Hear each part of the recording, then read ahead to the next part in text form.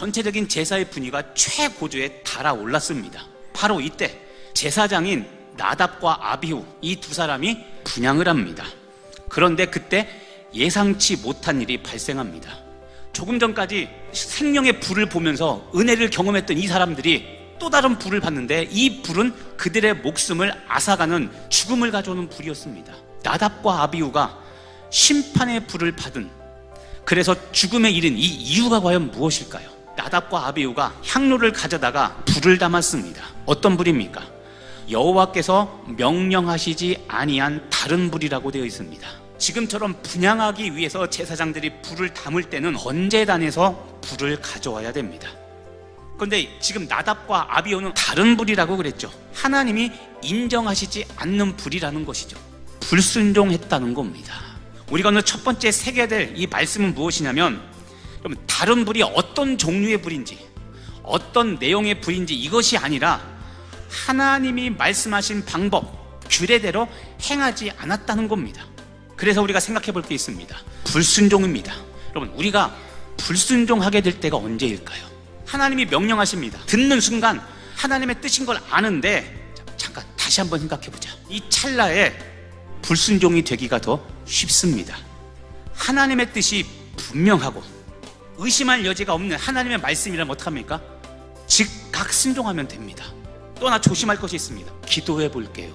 이거는 불순종의 여지밖에 되지 않습니다.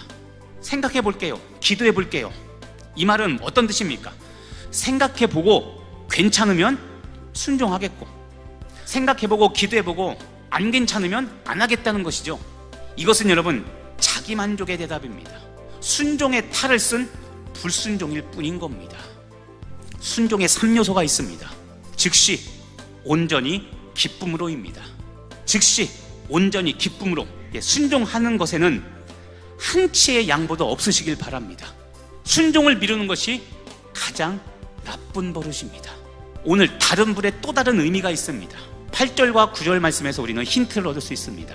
당시 이방 종교를 섬기는 제사장들은 술이나 약물이나 반복되는 주문을 외워서 몽롱한 상태에서 제사를 드렸습니다. 오늘 나답과 아비후가 죽음의 이유가 뭐란 뜻입니까? 포도주나 독주를 마셨다는 겁니다.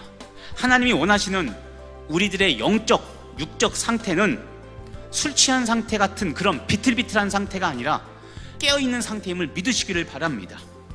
하나님은 우리가 여러분 제사장으로서 이 세상을 살아나갈 때 흐리멍텅한 상태나 세상 풍파에 휩쓸려 비실비실한 그런 상태가 아니라 깨어있는 성령 충만한 상태를 원하신다는 것을 믿으시기를 바랍니다.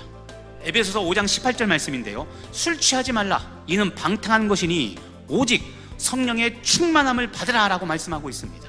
여러분, 이 말씀에서 하나님은 두 가지를 대조하고 있습니다. 하나는 술 취한 상태이고 또 하나는 성령 충만한 상태입니다.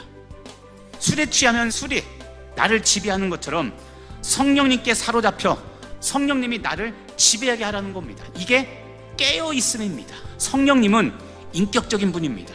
지정의를 가지신 분입니다. 즉 성령님을 알고자 하는 마음이 우리 안에 있어야 됩니다. 정은 뭡니까? 성령님을 사모하고 항상 기뻐하는 마음을 가져야 됩니다. 세 번째, 의지입니다.